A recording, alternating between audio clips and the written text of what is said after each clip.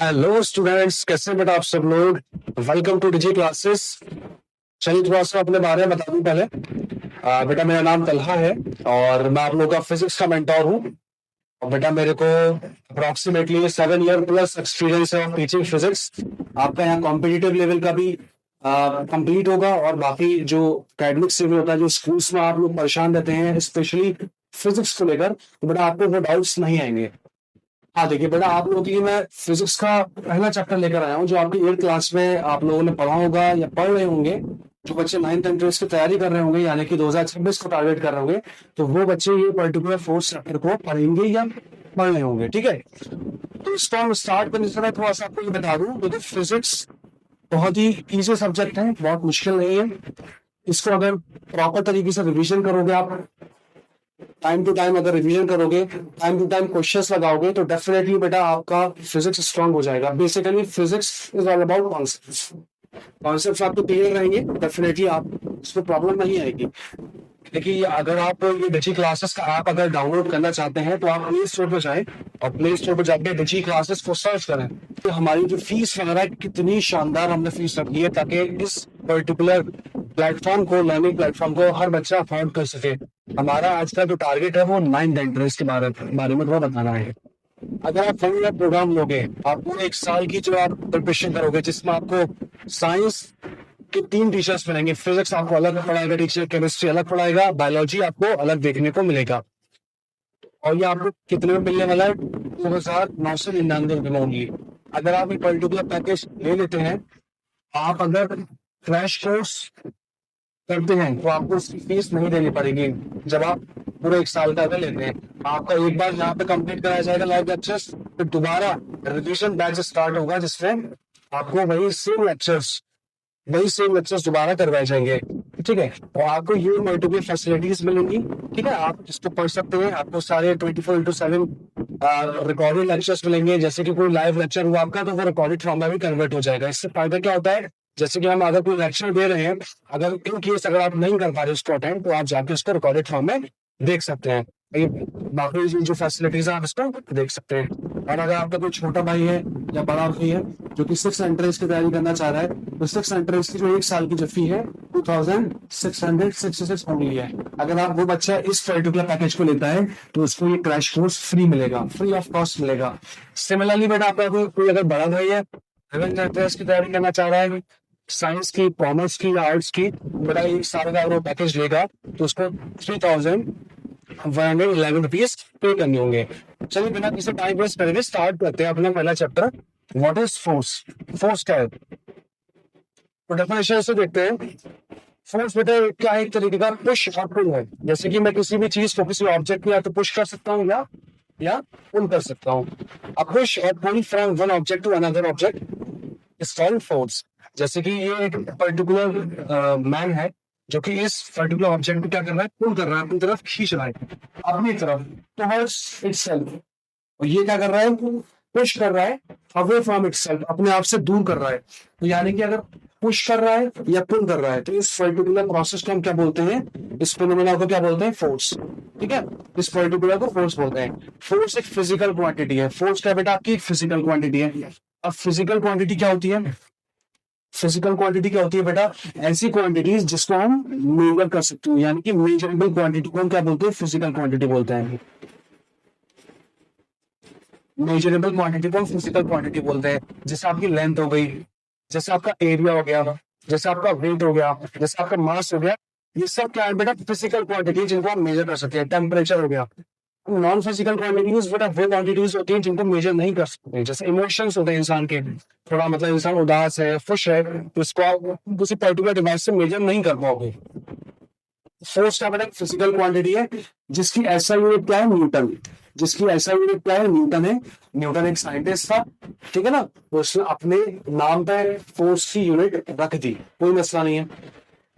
अब मैंने आपको बताया फिजिकल क्वांटिटी क्या है। अच्छा, एक ये बहुत इंपॉर्टेंट चीज है कि फोर्स आपकी क्या है, वेक्टर क्वांटिटी है। क्या है, वेक्टर क्वांटिटी है। ज्यादा डेप्थ में आपको जाना नहीं है क्योंकि आपको रिक्वायरमेंट है नहीं, बस इतना याद रखो, वेक्टर क्वांटिटीज बेटा वो क्वांटिटी होती है, vector quantities are those quantities जिनको डिफाइन करने के लिए उनकी मैग्नीट्यूड और उसका डायरेक्शन दो ही रिक्वायरमेंट होती है।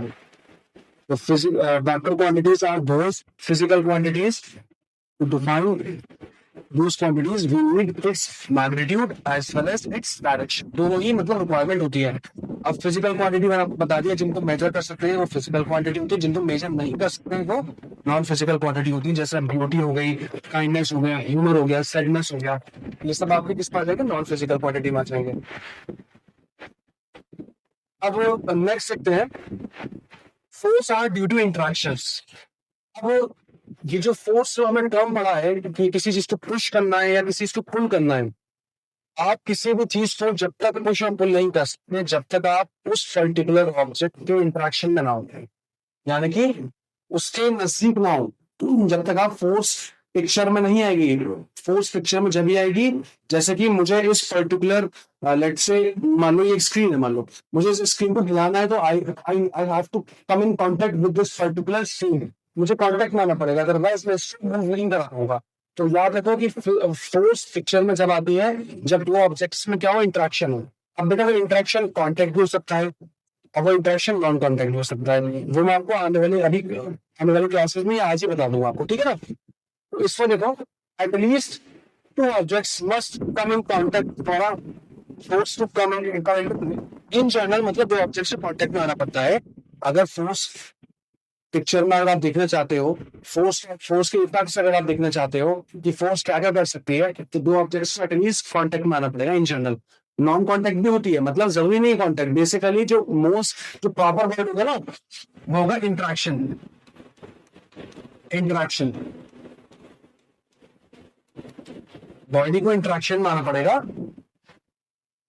फोर्स को मतलब शो करने के लिए, ठीक है। चलिए ये एग्जांपल देखो, जैसे फॉर एग्जांपल ये आपका जिम बॉय है, ये क्या कर रहा है, इस पर्टिकुलर रॉड को क्या कर रहा है, अपनी तरफ उठा रहा है इस तरीके से। तो वो कैसे कर पाएगा, इस पर्टिकुलर जिम बॉय को इस रॉड को अपने कॉन्टेक्ट में लेके आना पड़ेगा, उसको इस तरीके से उठाना पड़ेगा, विदाउट कॉन्टेक्ट पता है कि नहीं वो, ठीक है। सिमिलरली अगर इस पर्टिकुलर ब्लॉक को मूव कराना है तो they should have to come into contact with this particular block, otherwise force के इफेक्ट्स नहीं आएंगे। तो ये बहुत इंपॉर्टेंट चीज है, ये बहुत इंपॉर्टेंट चीज है। इफेक्ट्स ऑफ फोर्स, मतलब फोर्स क्या क्या कर सकती है। पहला है कि change the state of the body, force can change the state of body. Body के दो स्टेट्स होते हैं, बॉडी के कितने स्टेट्स होते हैं, दो स्टेट्स होते हैं। बॉडी के दो स्टेट्स होते हैं, पहला फर्स्ट होता है motion, state of motion, second होता है स्टेट ऑफ रेस्ट। अब क्या कह रहा है ये कि इफेक्ट ऑफ फोर्स के इफेक्ट्स क्या होते हैं, यानी कि मैं किसी बॉडी पर फोर्स अगर लगाता हूँ, यानी कि अगर मैं किसी बॉडी पर फोर्स लगाता हूँ तो उस बॉडी के अंदर क्या क्या इफेक्ट्स आ सकते हैं, तो वो इफेक्ट्स ऑफ फोर्स कहा जाता है इसको। तो वो क्या कर सकता है, फोर्स क्या कर सकता है, change the state of the body, body का स्टेट को चेंज कर सकता है। यानी कि अगर बॉडी मोशन में है तो बॉडी मोशन से रेस्ट आ सकती है, बॉडी अगर रेस्ट में है इनिशियली तो रेस्ट से मोशन में आ सकती है, ठीक है ना। इस एग्जांपल समझते हैं, उसके बाद फिर इस पर्टिकुलर स्टेटमेंट को पढ़ेंगे। ये फुटबॉलर जो है क्या कर रहा है, ये पर्टिकुलर बॉल किस पर है, रेस्ट पर। ये बॉल इनिशियली किस पर है, रेस्ट पर है, ball is at rest initially. अब ये क्या करेगा, ये जो फुटबॉलर है इस पर्टिकुलर बॉल पर किक मारेगा, यानी कि फोर्स अप्लाई करेगा, तो क्या होगा, ये बॉल रेस्ट से किस में आ जाएगी, मोशन में आ जाएगी। इससे हमें ये तो समझ में आ गया कि फोर्स हमारी किसी बॉडी को रेस्ट से मोशन में ला सकती है, ठीक है। सिमिलर सेकंड एग्जांपल देखो, ये क्या हो रहा है कि जो बॉल है, ये बॉल है ऑलरेडी किसमें, मोशन में है। तो गोलकीपर का काम क्या होता है, गोलकीपर का काम क्या होता है कि सामने से फुटबॉल जब आ रही होती है उसको रोकना, क्या करना, रोकना। तो बॉल किसमें, मोशन में है, ये बेटा बॉल किसमें है, मोशन में है, ठीक है ना। बॉल किसमें, मोशन में।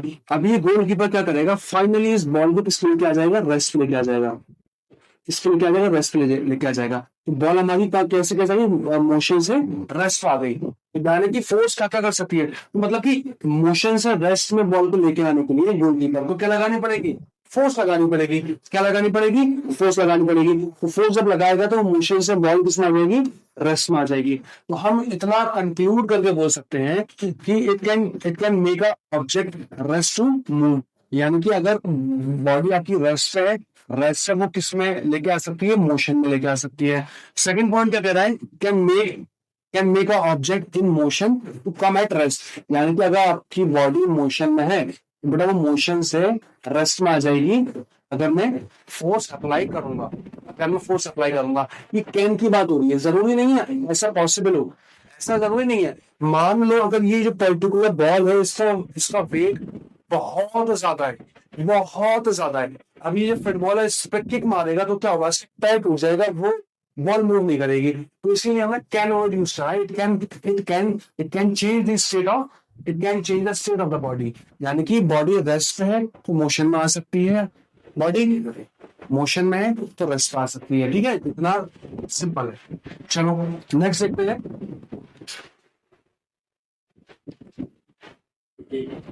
अरे भैया पाजी कहाँ जा रहे हैं, कहाँ घूमने जा रहे हैं पाजी। चलो खैर what else it can do, मतलब और क्या क्या कर सकती है, फोर्स के और इफेक्ट्स पढ़ेंगे अभी, ठीक है, अभी फोर्स के इफेक्ट्स खत्म नहीं हुए हैं। Force can change speed of the object, body की स्पीड को चेंज कर सकती है, यानी कि अगर बॉडी 10 मीटर पर सेकेंड से चल रही है, मीटर पर सेकेंड किसकी यूनिट है, स्पीड की है, इतना आप लोग पढ़ के आए होंगे 8th क्लास के अंदर, 7th क्लास में ये सब आपको यूनिट्स वगैरह बता दी जाती है, ये मैं भी बताऊंगा आपको, ठीक है, ये कोई आप बेफिक्र रहो, अभी हम सिर्फ सिंपल तरीके से पढ़ रहे हैं ये सब चीजें।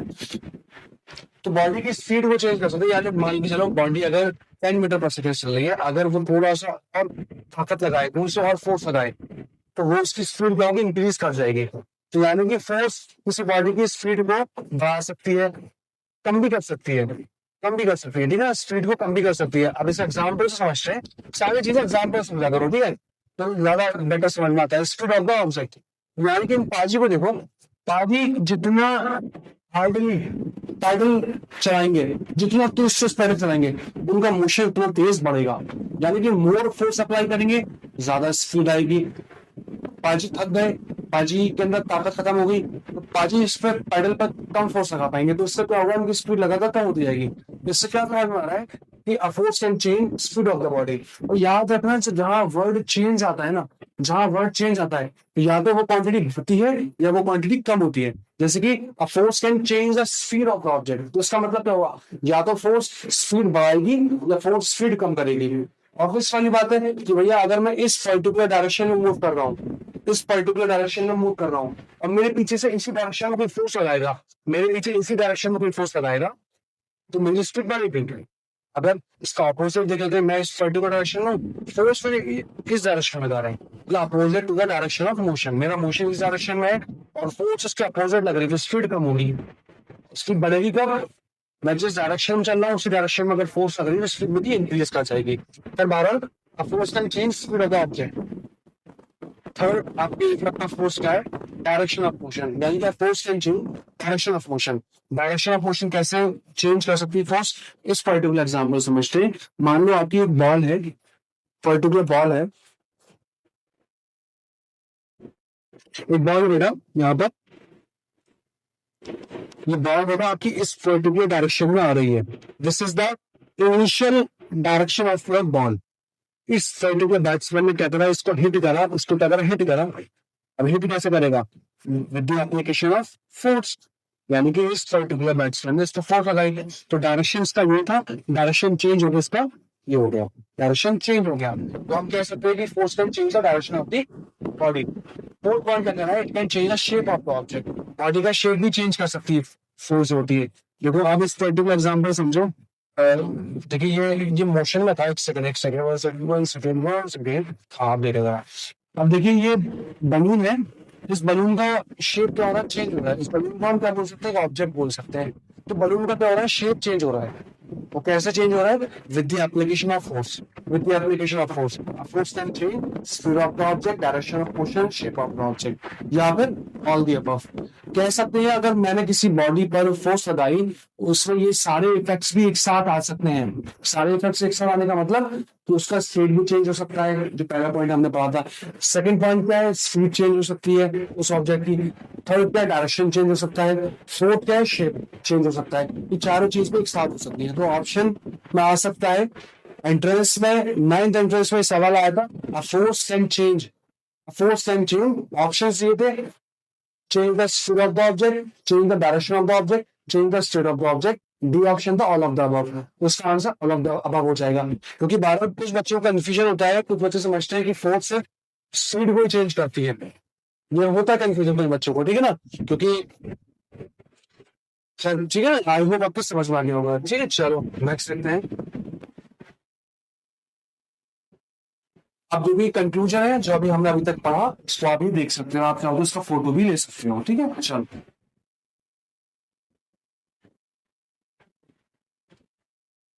थोड़ा सा फोर्स का और एक्सप्लोर करते हैं, फोर्स के बारे में थोड़ा सा स्टडी करते हैं। इन दो एग्जाम्पल्स आप देखो, क्या समझ में आ रहा है आपको। इससे मुझे समझ में आ रहा है कि मेरे पास इस पर्टिकुलर डायग्राम में एक ब्लॉक है और दो पर्सन। इस पर्टिकुलर डायग्राम में, दोनों में डायग्राम में देखो, मेरे पास दो भाई हैं और एक पर्टिकुलर ऑब्जेक्ट है जिसका हम ब्लॉक बोल सकते हैं, ब्लॉक PLOC ब्लॉक। ठीक है, और इसमें क्या देखने को मिल रहा है, और मुझे देखने को ये मिल रहा है कि देखो इस पर्टिकुलर एग्जाम्पल के अंदर, इस पर्टिकुलर एग्जाम्पल के अंदर ये दोनों जो पर्सन है, ये जो फोर्स लगा रहे हैं वो सेम डायरेक्शन लगा रहे हैं। और इस पर्टिकुलर डायरेक्शन, मतलब इस पर्टिकुलर क्वेश्चन में क्या पता लग रहा है, इस पर्टिकुलर एग्जाम्पल में क्या पता लग रहा है कि ये जो दोनों पर्सन है, ये फोर्स तो लगा रहे हैं लेकिन ऑपोजिट डायरेक्शन लगा रहे हैं। कैसे लगा रहे हैं, अपोजिट डायरेक्शन लगा रहे हैं। यानी कि ये लेफ्ट में जो बंदा है, इस ये जो फोर्स लगा रहा है इसको हमने ग्रीन कलर से डिनोट कर रहा है, जो कि राइट डायरेक्शन को डिनोट कर रहा है। और इसकी लेंथ देखो, इसकी लेंथ छोटी है। इसको देखो आप, ये जो पर्सन है ये लेफ्ट डायरेक्शन में फोर्स लगा रहा है और हमने इसको येलो एरो से डिनोट किया है लेफ्ट डायरेक्शन में। येलो एंड एरो की लेंथ बड़ी है। ये लेंथ क्या बता रही है कि बेटा इसमें फोर्स ज्यादा लगाई है, इसमें फोर्स कम लगाई है। ऑब्वियस वाली बात है बेटा, इसके इफेक्ट्स कम होंगे, इसके इफेक्ट्स ज्यादा होंगे। ओवरऑल अगर हम बात करें, यानी कि नेट फोर्स की बात करें, नेट फोर्स मतलब ओवरऑल फाइनली फोर्स के इफेक्ट्स नजर आ रहे हैं, उसको बोलते हैं नेट फोर्स।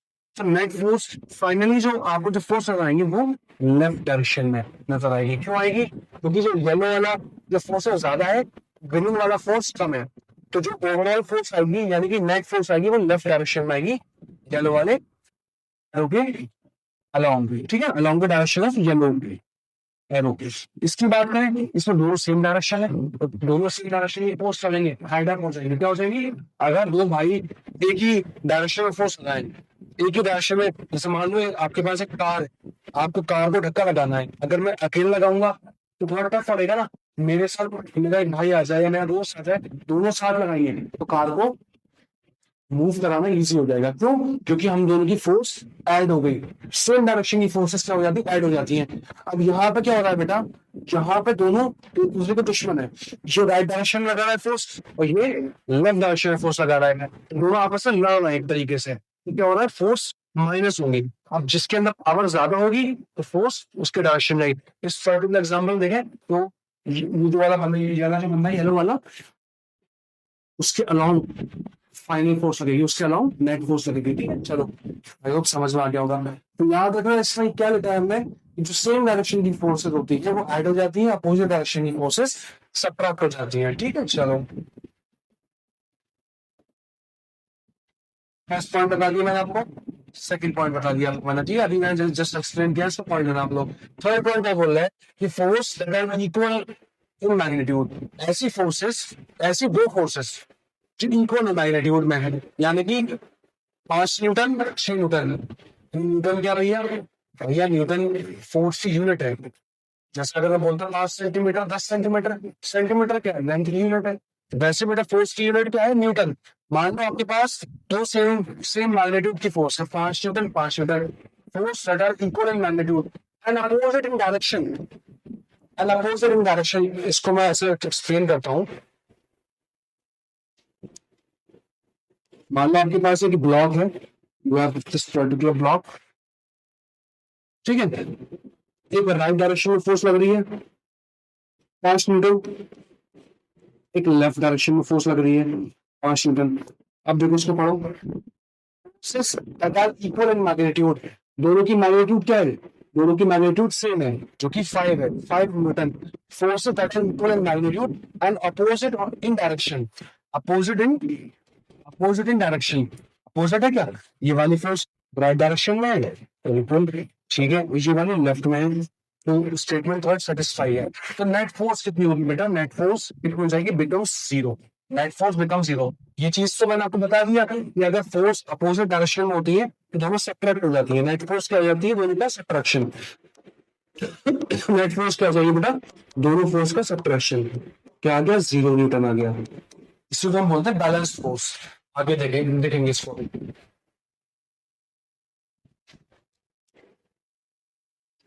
अब देखो balance versus unbalance force. Balance force क्या होती है बेटा, कि जब किसी बॉडी पे नेट फोर्स 0 लग रही हो, किसी बॉडी पर when the force is acting on a body, when the net force acting on the body is zero, then that particular situation is known as balanced force condition. जैसे मान लो अपने पास एक body है, सपोज ये this particular body, जिसको हम block बोल सकते हैं, ठीक है। अब मान लेते हैं इसमें बहुत सारी फोर्सेस लग रही है। मान लो ये फोर्स लग रही, मान लो 5 न्यूटन, मैंने सेम ले ली, ठीक है। दूसरी मान लो हमने ले ली ये लाइक 6 न्यूटन, एक यहाँ लगा देते हैं, इधर लगा ली मान लो बेटा 8 न्यूटन, और मैंने एक और लगा ली 3 न्यूटन। अब मुझे चेक करना है कि ये जो मेरा जो ब्लॉक है बेटा, ये बैलेंस कंडीशन में है, बैलेंस कंडीशन में, या फिर अनबैलेंस कंडीशन में है। बैलेंस समझ में आ गया तो अनबैलेंस तो आ जाएगा ऑटोमेटिकली, ठीक है। मुझे चेक करना है कि वेदर माय ब्लॉक और whether my object is in balance condition और अनबैलेंस कंडीशन। तो मैं क्या करूंगा, मैंने क्या पढ़ाया अभी आपको, तो अभी मैंने जो पॉइंट नंबर 1 बताया था, जो फोर्सेस सेम डायरेक्शन में होती है उनको हम ऐड कर देते हैं सेम डायरेक्शन में। अब देखो ये वाली 5 न्यूटन राइट में है, 6 न्यूटन राइट में है, 8 न्यूटन लेफ्ट में है, 7 न्यूटन लेफ्ट डायरेक्शन में, सब लेफ्ट डायरेक्शन नहीं, ये लेफ्ट है। अब सेम डायरेक्शन की फोर्सेस में ऐड कर दूंगा मैं, यानी कि मैं इन दोनों फोर्सेस को ऐड करके एक फोर्स लिख सकता हूँ, यानी कि 5 + 6 यानी कि 11 न्यूटन। अब बात करते हैं इस पर्टिकुलर फोर्स की। ये भी सेम डायरेक्शन में, लेकिन डायरेक्शन का लेफ्ट में है, डायरेक्शन लेफ्ट में है, डायरेक्शन का लेफ्ट में है, डायरेक्शन लेफ्ट में है। इनको ऐड करो, 8 + 3 11 आ गया। अब आप देखो कि राइट वाली जो फोर्सेस थी, कितनी, 11 न्यूटन। लेफ्ट वाली फोर्सेस कितनी थी, वो भी 11 न्यूटन। लेफ्ट वाली फोर्सेस थी ना, कितने, 11 न्यूटन है। अब देखो आप, राइट डायरेक्शन में 11 न्यूटन है, लेफ्ट डायरेक्शन में 11 न्यूटन है, तो इनका नेट फोर्स कितना हो जाएगा बेटा, नेट फोर्स हो जाएगा इनका सब्ट्रैक्शन, दोनों अपोजिट डायरेक्शन में इक्वल इन मैग्नीट्यूड है, यानी कि पॉइंट नंबर 3 11 0, यानी कि इस पर्टिकुलर ब्लॉक पे नेट फोर्स 0 लग रही है। तो इसका मतलब यहाँ पर ये जो ब्लॉक है वो बैलेंस कंडीशन में है, बैलेंस फोर्स इस पर लग रही है, ठीक है। चलो आपको समझ में आ गया होगा। तो अनबैलेंस फोर्स का आपका एग्जांपल सिंपल सा है, देख लो। अनबैलेंस फोर्स का एग्जांपल देखो, अनबैलेंस फोर्स का एग्जांपल देखो।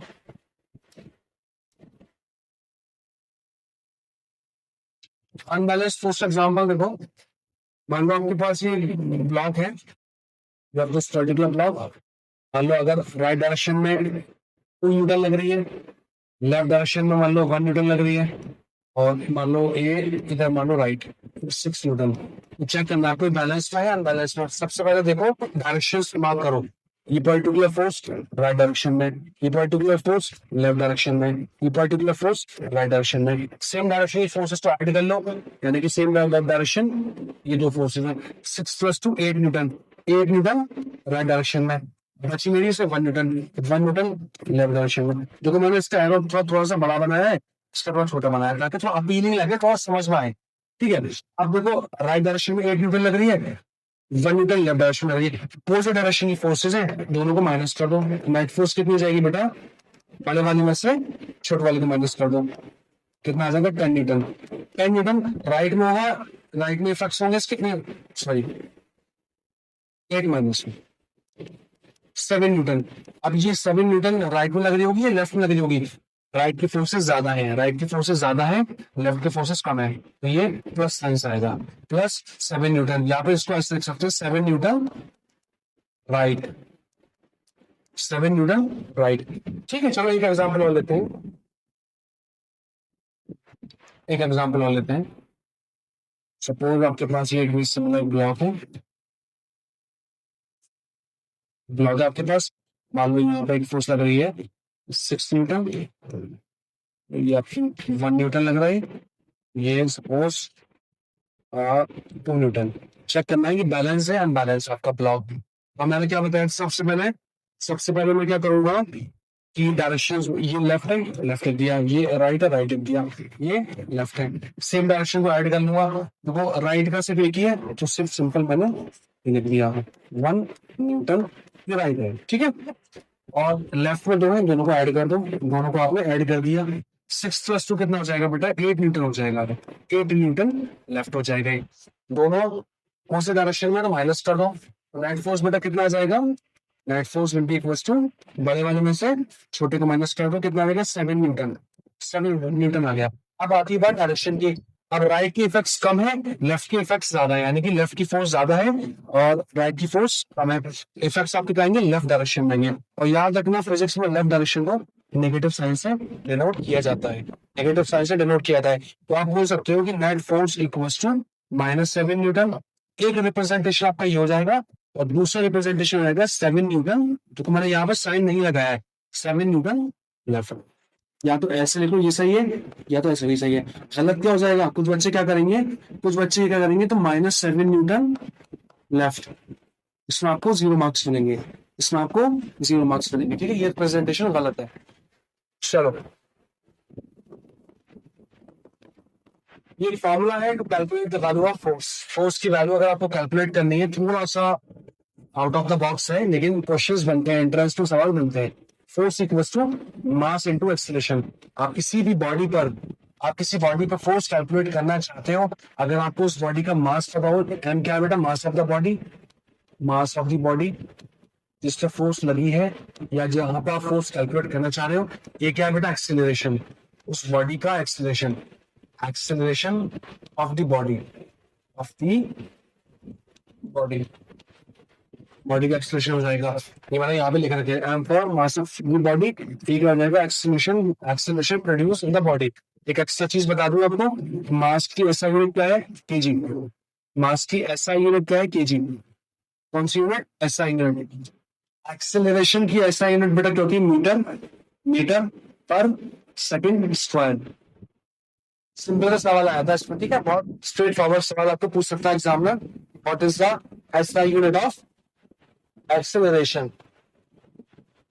चलिए, और ये मैंने आपको बता दिया कि फोर्स की एसआई यूनिट क्या होती है, न्यूटन होती है, जिसको कैपिटल एन से लिखा जाता है। अदर यूनिट्स क्या होती है आपकी फोर्स की, अदर यूनिट्स होती है आपकी, ठीक है, डाइन होती है, ये सब चीजें वो मिली न्यूटन हो गया आपका। एक यूनिट होती है आपकी केजी, मीटर पर सेकंड स्क्वायर, ठीक है। एक होती है बेटा आपकी पास्कल्स मीटर स्क्वायर। ये कोई पूछेगा नहीं वैसे आपसे, ये कोई चीज पूछेगा नहीं, बस मैंने लिख दी है। चलो और आगे बढ़ते हैं। ये फोर्स फॉर्मूला है कैलकुलेट करने का, फोर्स। चलिए, अब ये भी एक इंपॉर्टेंट टॉपिक है, टाइप्स ऑफ फोर्सेस, इसको कवर करते हैं। फोर्सेस कितने तरीके की होती है, फोर्सेस का जो क्लासिफिकेशन होता है बेटा, किसी भी चीज का क्लासिफिकेशन डिपेंड करता है किसके बेसिस पर आप क्लासिफाई करना चाह रहे हो। यहाँ पे फोर्स क्लासिफाई किया है, उनके इंटरेक्शंस हैं। फोर्स कब एक्ट करती है, जब दो बॉडीज इंटरेक्ट करती है ना, जब तो हम फोर्स को क्लासिफाई करेंगे on basis of their interaction. अब वो इंटरेक्शन कॉन्टेक्ट भी हो सकता है, दो बॉडी मतलब फोर्स जब तक पिक्चर में नहीं आएंगे तो दो बॉडी कॉन्टेक्ट में नहीं आएंगे। एक फोर्स ऐसी होती है कि वो पिक्चर में आ जाती है लेकिन बॉडी कॉन्टेक्ट में नहीं होती है, उनको नॉन कॉन्टेक्ट फोर्स बोलते हैं। तो फोर्स दो तरीके की होती है बेटा, कॉन्टेक्ट और non contact force. Contact force बेटा कौन सी होती है, जैसे कि मुझे इस पर्टिकुलर टेबल को अगर मुझे मूव कराना है तो मुझे इस पर्टिकुलर टेबल की कांटेक्ट मारना पड़ेगा। ऐसा नहीं जादू से मैं इसको पीछे कर लूंगा, I am not a Shaktimaan, ठीक है ना। तो मुझे इसके कांटेक्ट में आना पड़ेगा, अदरवाइज मैं उसको मूव नहीं करा सकता। मान लो जैसे कि एक एग्जाम्पल है फ्रिक्शनल फोर्स, थोड़ा मतलब स्टैंडर्ड एग्जाम्पल है जो कि मतलब आपके कोर्स से रिलेटेड है। जैसे कि फ्रिक्शनल फोर्स क्या है, ये जो बंदा है इस पर्टिकुलर इसके ऊपर ये क्या कर रहा है, स्लाइड कर रहा है। ये जो स्लाइडर तब मूव करेगा जब वो बर्फ पे कांटेक्ट में आएगा, अदरवाइज ये मूव ही नहीं करेगा। इसको थोड़ा सा ऊपर कर दोगे बर्फ से तो मूव तो नहीं करेगा। अगर किसी भी चीज को मूव करना है, फॉर एग्जाम्पल कार है, फॉर एग्जाम्पल बाइक है, बाइक कब तक मूव मूव नहीं करेगी जब तक वो कांटेक्ट में है। जैसे ही आपकी बाइक कांटेक्ट में आएगी वो मूव करना स्टार्ट कर जाएगी। जैसे आप बाइक का या कार का कांटेक्ट हटा दोगे रोड से, तो बाइक बाइक का कार मूव नहीं करेगी। तो वो इसी का एग्जाम्पल है फोर्स। स्प्रिंग फोर्स है, ये जो जोकर है बताइए, ये स्प्रिंग से अटैच्ड है, ये पूरा डांस कर रहा है इस तरीके से, ठीक है। ये कब करेगा, जब ये स्प्रिंग इसके कांटेक्ट में रहेगी। अदरवाइज जैसे स्प्रिंग का कांटेक्ट में हटा दूंगा जोकर से, जोकर के अंदर मोशन डांस करना खत्म हो जाएगा। ये मस्कुलर फोर्स है। और जिम करने आता हूँ, डंबल्स उठाता हूँ, तो मुझे डंबल्स कांटेक्ट में लेना पड़ता है। कांटेक्ट फोर्स का एग्जाम्पल हो गई। नॉन कांटेक्ट फोर्स की हम बात करें, मैग्नेटिक फोर्स हो गई आपकी।